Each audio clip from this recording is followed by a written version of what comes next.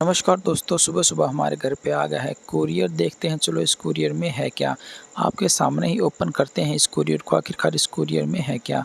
इसमें एक चिट्ठी निकली है। इस चिट्ठी में लिखा होगा ये कहाँ से आया है, कैसे आया है, किसने ऑर्डर किया है, सारा A to Z मामला इस चिट्ठी में लिखा है।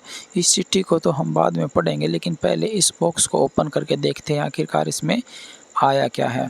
चलो हम इस बॉक्स को ओपन करते हैं। कुरियर को ओपन करने की जल्दबाजी इतनी की कि हमने इसके बॉक्स को ही फाड़ के भगा दिया।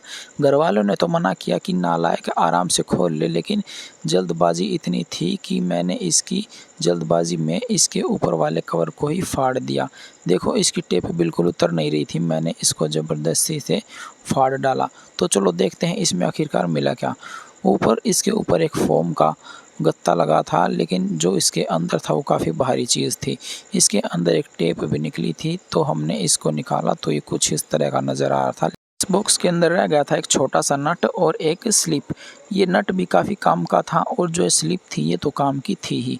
इस स्लिप में लिखा था कि किस तरह से हमने इस सामान को जोड़ना है।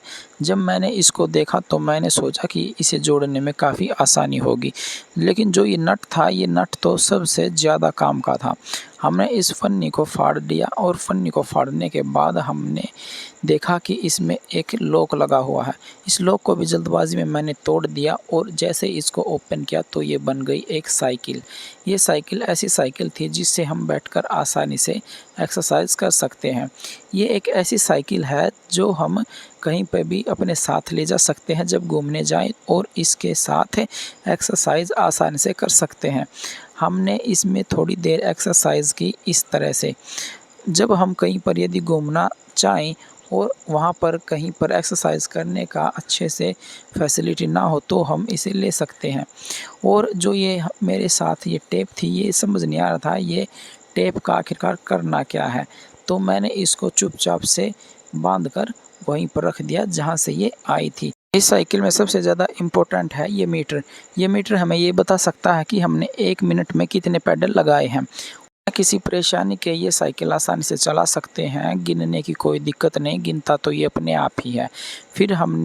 फिर माताजी छील रही थी आंबी, तो मैंने सोचा कि आज लगता है आंबी का साग बनेगा। तो मैंने माताजी से पूछा तो उन्होंने हाँ कर दिया। मेरे पास था एक छोटा सा खिलौना फॉइल पेपर। जब मैंने ये इसको दिखा तो काफ़ी खुश हुआ और ये उसने ले लिया। मैंने कहा ले ले भाई। फिर हम आ गए हैं खेत में। खेत में आने के बाद मुझे जो काम मिला वो ये था कि जो ये बीज था, मैंने ये बीज को सभी को बोना था। ये है धनिये का बीज, ये है कुछ गोभी का बीज और ये पालक का बीज था। ये गोभी का बीज भी मैंने आज ही बोना था। खेत में जाने के बाद मैंने काटना शुरू किया गाय का चारा। गाय का चारा काटते समय मेरी उंगली भी कट गई। गाय का चारा तो कटा नहीं, लेकिन मेरी उंगली ज़रूर कट गई थी यार। इसमें काफ़ी खून बह रहा था, लेकिन जो हरा चारा था वो ये सिर्फ 5 सातरी ही कटा था। 5 सातरी यानी आधा गठड़ी कटा था और फिर मैंने उसको ही बांध दिया। अब मैं चल पड़ा था इस खून को साफ़ करने के लिए, ताकि इसमें से ज़्यादा खून न बहे और जो ये खून है ये भी यहीं पर रुक जाए। मैं चल पड़ा था ट्रैक्टर की ओर। ट्रैक्टर की ओर जाने के बाद मैंने इस पे बांध ली थी एक पट्टी। ये जो कत्तर थी, कत्तर मैंने काट के इसके ऊपर से लपेट ली थी ताकि जो खून है वो ना बहे।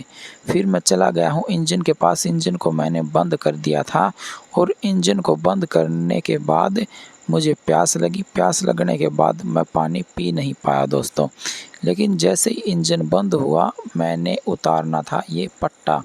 पट्टा उतारना ज़रूरी था, क्योंकि यदि हम पट्टा नहीं उतारेंगे तो फिर भाई यदि लाइट आ जाए तो फिर ये चल पड़ेगा। एक बार यही ऐसा हुआ था हमारे साथ।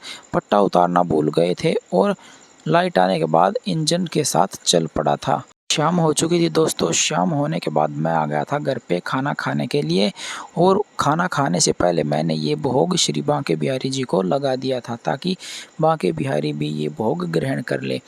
बांके बिहारी को भोग लगाने के बाद मैंने खाना स्टार्ट किया। खाना खाने के बाद मैं जाऊंगा घेर में, और घेर में ही मैं सोता हूं दोस्तों। और आगे मैं आपसे कल मिलूंगा। Thank you, bye bye.